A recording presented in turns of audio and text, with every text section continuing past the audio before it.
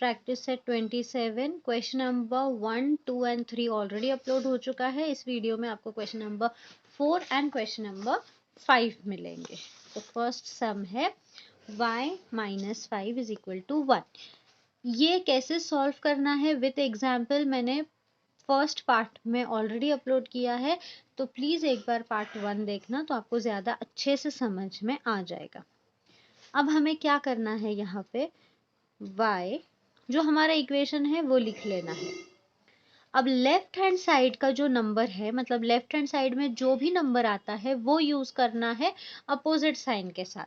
तो अगर ये 5 है, हम 5 ही यूज करेंगे लेफ्ट हैंड साइड में, लेकिन अपोजिट साइन से। माइनस है तो प्लस हो जाएगा। यहाँ पे भी हम लेफ्ट हैंड साइड वाला नंबर लेंगे अपोजिट साइन के साथ, और यहाँ पे लिखेंगे हमने क्या किए, हमने 5 को ऐड किए, तो एडिंग 5 बोथ द साइड्स। अब ये एक प्लस है एक माइनस है, तो ये कट हो जाएगा। यहाँ पे बचा y इज इक्वल टू 6। तो आंसर हो गया हमारा y इज इक्वल टू 6। अब सेकेंड सम में ये वाइस वर्सा है, मतलब कि ये उल्टा पुल्टा है। हमेशा नंबर आता है राइट हैंड साइड पे, और ये जो हमारा इक्वेशन है वेरिएबल है, ये आता है लेफ्ट हैंड साइड पे। तो यहाँ पे हम लिखेंगे इंटरचेंजिंग द साइड्स। तो ये यहाँ आ जाएगा और नंबर यहाँ। अब नॉर्मल जैसे हमने जो फर्स्ट सम सॉल्व किया वैसे करेंगे हम। t प्लस 5, फिर से हम 5 को यूज करेंगे लेफ्ट हैंड साइड पे, बट साइन रहेगी अपोजिट। प्लस है तो ये हो जाएगा माइनस, और राइट हैंड साइड पे भी हम नंबर लेंगे लेफ्ट हैंड साइड वाला, और साइन आ जाएगी अपोजिट, मतलब कि माइनस। अब यहाँ पे हम लिखेंगे सब्ट्रैक्टिंग 5 बोथ द साइड्स। ये cut t is equal to 8 minus 5 3। तो हमारा आंसर हो गया t इज इक्वल टू 3। अब थर्ड सम है 4x इज इक्वल टू 52। तो यहाँ पे जब भी नंबर और वेरिएबल ऐसे साथ में होते हैं ना, मतलब ये मल्टीप्लिकेशन है, तो यहाँ पे हमें इसकी अपोजिट साइन यूज करनी है, मतलब कि डिवीजन। और डिवीजन हमें डिवाइड की साइन डालने की ज़रूरत नहीं है। अगर हमने न्यूमरेटर डिनोमिनेटर फॉर्म में लिख दिए तो भी वो डिवीजन हो जाता है। तो ऐसे जब भी आपको ऐसा नंबर मिलता है, तो इस केस में आपको क्या करना है कि आपका इक्वेशन जो है वो लिख लेना है। ओके। अब जैसे मैंने आपको बोला कि आपको लेफ्ट हैंड साइड वाला नंबर यूज करना है, तो लेफ्ट हैंड में क्या है 4, तो 4 यहाँ पे लिखेंगे, यहाँ पे। अब ये आ गया न्यूमरेटर डिनोमिनेटर फॉर्म में, तो ये हो गया डिवाइड। तो आपने कभी भी न्यूमरेटर डिनोमिनेटर फॉर्म में कोई भी नंबर लिख दिए तो वो डिवाइड हो जाता है। डिवाइड की साइन लिखने की ज़रूरत नहीं है। यहाँ पे हम लिखेंगे डिवाइडिंग 4 बोथ द साइड्स। ये कट यहाँ पे हमें 52 और 4 को डिवाइड करना है, तो 4 वन ज़ा 4 1 कैरी 3। तो यहाँ पे आंसर हो गया x इज इक्वल टू 13। तो हमारा फाइनल हो गया आंसर हो गया x इज इक्वल टू 13। अभी ये वाला भी सम सेम है जैसे कि हमने सेकेंड सम किया था। तो यहाँ पे इंटरचेंजिंग बोथ द साइड्स, क्योंकि हमारा जो नंबर है वो राइट साइड में आएगा और हमारा जो वेरिएबल है वो आएगा लेफ्ट हैंड साइड पे। तो m minus 4 is equal to 19। अब यहाँ पे m minus 4 left hand side में है 4, इसे हम यूज करेंगे अपोजिट साइन के साथ, यूज करेंगे, मतलब कि +4। और सेम हम यूज करेंगे राइट हैंड साइड पे +4। यहाँ पे हम लिखेंगे adding 4 both the sides।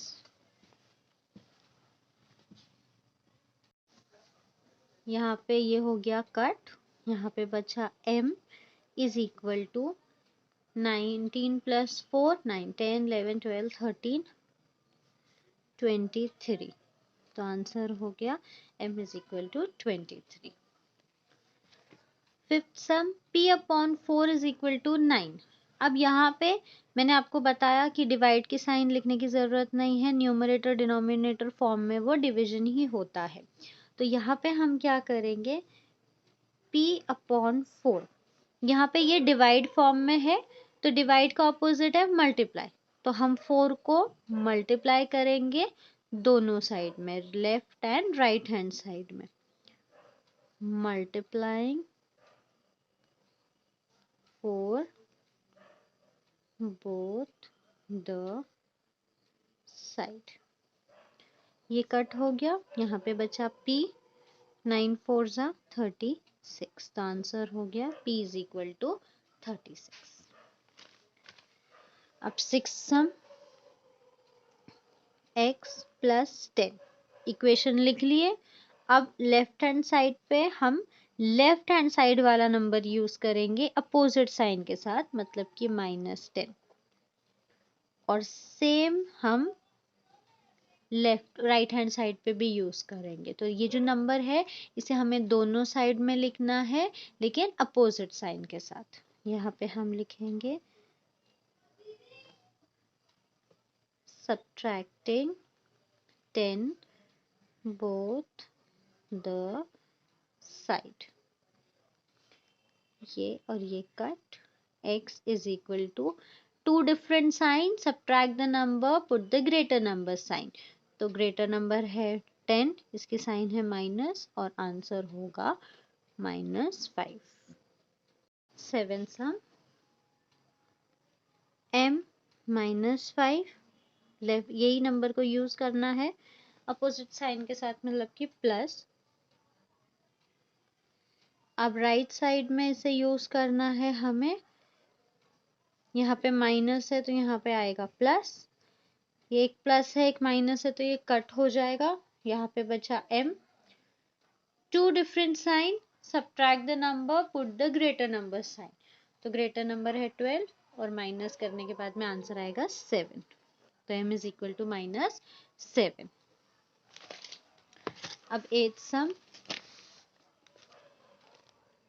p plus 4, 4 को ही यूज करना है अपोजिट साइन के साथ, -4 इज इक्वल टू -1, यहाँ पे प्लस है तो यहाँ पे माइनस आ जाएगा और 4 ही लेना है। ये cut p is equal to two same sign, add the number, put the same sign to the answer. तो सेम साइन आ गई, 4 + 1 5, तो p इज इक्वल टू -5। अब ये फिफ्थ क्वेश्चन है, write the given information as an equation and find it solution. तो हमें सबसे पहले ये जो वर्ड प्रॉब्लम दिया गया है इसका हमें इक्वेशन बनाना है, उसके बाद में इसे सॉल्व करना है। हरब्बा ओन सम शिप, यहाँ पे सम शिप है, सम मतलब हमें पता नहीं है तो ये हम ले लेंगे वेरिएबल, मतलब कि alphabet. After selling 34 of them, मतलब उसके पास में कुछ शिप थे, उसमें से उसने 34 बेच दिए मतलब कि माइनस हो गए। Okay, in the market he still has 176। तो ये हो गया हमारा वेरिएबल, ये हो गया हमारा नंबर, और क्या किया उसने बेच दिया मतलब कि उसने माइनस किया। उसके बाद में भी उसके पास 176 शिप्स अभी भी है। तो ये इक्वेशन फॉर्म में अगर हम लिखेंगे तो ये ऐसे आएगा, alphabet, sign, number and answer. Okay, ये गिवन हम लिख लेंगे, ये बन गया हमारा इक्वेशन। अब हम गिवन लिखेंगे,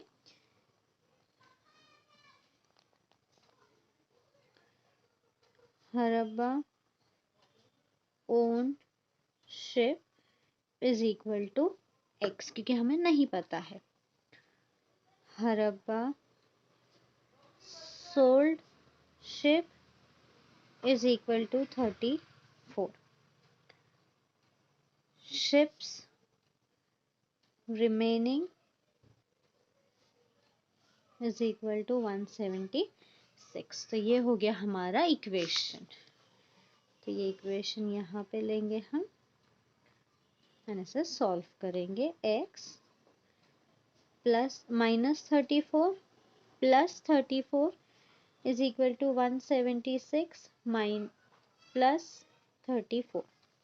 ये cut x is equal to 6 plus 4 0, 7 plus 3 10, 10 plus 1 11 and 2। तो x इज इक्वल टू 10। मतलब कि x मतलब क्या, जो शिप उसने ओन किए थे, मतलब कि कितने शिप्स थे हरब्बा के पास, 210। तो final answer, हरब्बा had 210 ships with him. Sakshi prepared some jam at home and filled it in bottles. After giving 7 of the bottles to her friend, she still had 12 for herself. ये एक part है। How many bottles had she in all? If she filled 250 of jam in each bottle, what was total weight of jam she made? तो यहाँ पे सम jam है, मतलब कि हम हमारा वेरिएबल ले लेंगे।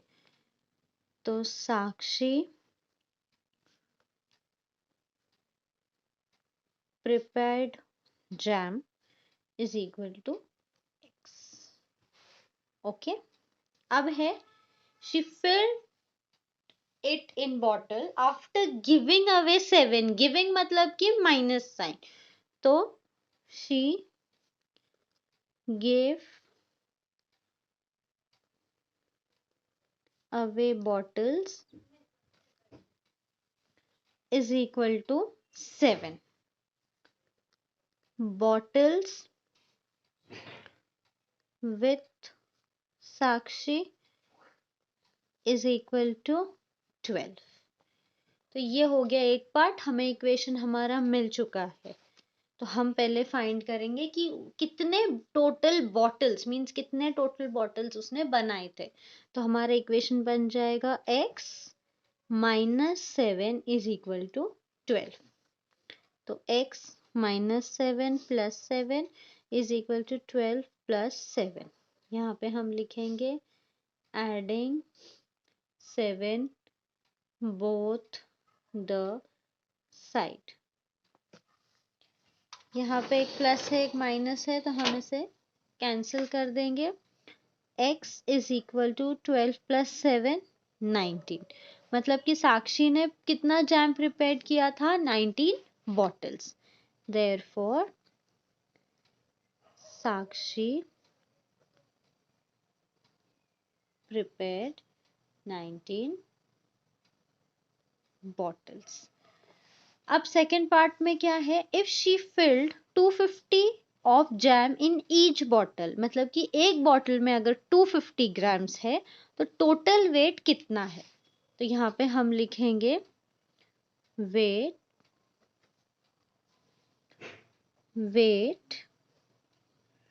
Of jam in one bottle is equal to 250 grams. Weight of jam in 19 bottles is equal to 250 multiply by 19। क्योंकि हमने 19, साक्षी ने 19 बॉटल्स प्रिपेयर किए थे। यहाँ पे वन बॉटल का जो वेट है वो है 250, तो हमें 19 बॉटल्स का फाइंड करना है। तो हम यहाँ पे इसे मल्टीप्लाई करेंगे, 250 multiply by 19, 9 zeros are 0, 9 5s are 45, 9 2s are 18, 19 20 21 22, 1 zeros are 0, 1 5s are 5, 1 2s are 2, 0 5 7 4। तो आंसर हो गया हमारा तो 4750 grams. तो final answer Sakshi prepared bottles is equal to 19. Weight of bottles 4750 grams. अब देखो अर्चना bought some kilogram of wheat. She required some kilogram मतलब कि हमारा वेरिएबल, क्योंकि हमें पता नहीं है कि कितना केजी wheats अर्चना ने लाई है. She requires 12 kg per month. हर महीने को उसे 12 kg wheat लगता है. And she got enough wheat milled for 3 months. After she had 14 kg left, how much wheat had Archana bought altogether?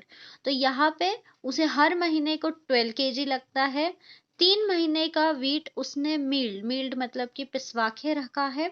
तो हमें ये जानना है सबसे पहले कि 3 महीने के लिए 12 kg पर मंथ के हिसाब से कितना वीट 3 महीने के लिए उसे लगेगा. अब उसके पास बचा हुआ कितना है 14. लेफ्ट मतलब कि यहाँ पे हमने सब्ट्रैक्शन यूज किया है. तो सबसे पहले हम गिवन लिखेंगे अर्चना बॉट वीट. अर्चना बॉट सम किलोग्राम. तो यहाँ पे हम ले लेंगे हमारा variable x. Archana required wheat 12 kg for 1 month. Okay, ये है for 1 month. Wheat required for 3 months. अब 3 मंथ्स का हमें अमाउंट नंबर नहीं दिया गया है. तो यहाँ पे हम लिखेंगे 1 मंथ का मल्टीप्लाई बाय 3. तो 12 3 जा 36 kg. तो 3 महीने का उसके पास कितना है 36 kg. Wheat left with Archana 14 kg. तो अब उसने लाई थी एक्स वीट. एक्स मतलब हमें नहीं पता है. अब उसके पास में वीट है 36. उसने उसमें से यूज कर लिया. जो वीट उसने जितना भी केजीज लाई थी उसमें से उसने 36 केजी यूज कर लिया है. अब उसके पास बचा है 14 केजी. तो हमें ये देखना है कि उसके पास में टोटल वीट कितना था. तो यहाँ पे हम हमारा इक्वेशन फॉर्म करेंगे. वेरिएबल साइन 36 केजी उसने यूज कर ली और 14 केजीज लेफ्ट है. तो x minus 36 plus 36 is equal to 14 plus 36. यहाँ पे हम लिखेंगे एडिंग 36 बोथ द साइड. ये cut x is equal to 4 plus 6 0 1 carry 3 plus 1 4 plus 1 5. तो x हमारा कितना आया 50. मतलब कि x क्या था हमारा अर्चना बॉट वीट. मतलब टोटल अर्चना ने 50 केजीज वीट लाई थी जिसमें से उसने 36 केजी यूज कर लिया और उसके पास में 14 केजी बच गया. तो हमारा फाइनल आंसर हो जाएगा अर्चना had bought 50 kg wheat altogether. ये जो 12 kg है ये हमें सिर्फ यूज करना है 3 मंथ्स का फाइंड करने के लिए. That's it. और 12 kg का कोई काम नहीं है. ये कंफ्यूजन होती है बच्चों में. तो आपको ये याद रखना है कि ये 1 मंथ का है और इसे हमें सिर्फ 3 मंथ्स का कितना है ये फाइंड करने के लिए यूज करना है. ये था प्रैक्टिस सेट 27 का सेकेंड पार्ट. आई होप आपको समझ में आया हो. प्लीज़ मुझे कमेंट करके बताना कैसा लगा और अपने फ्रेंड्स के साथ में शेयर करना. Thank you.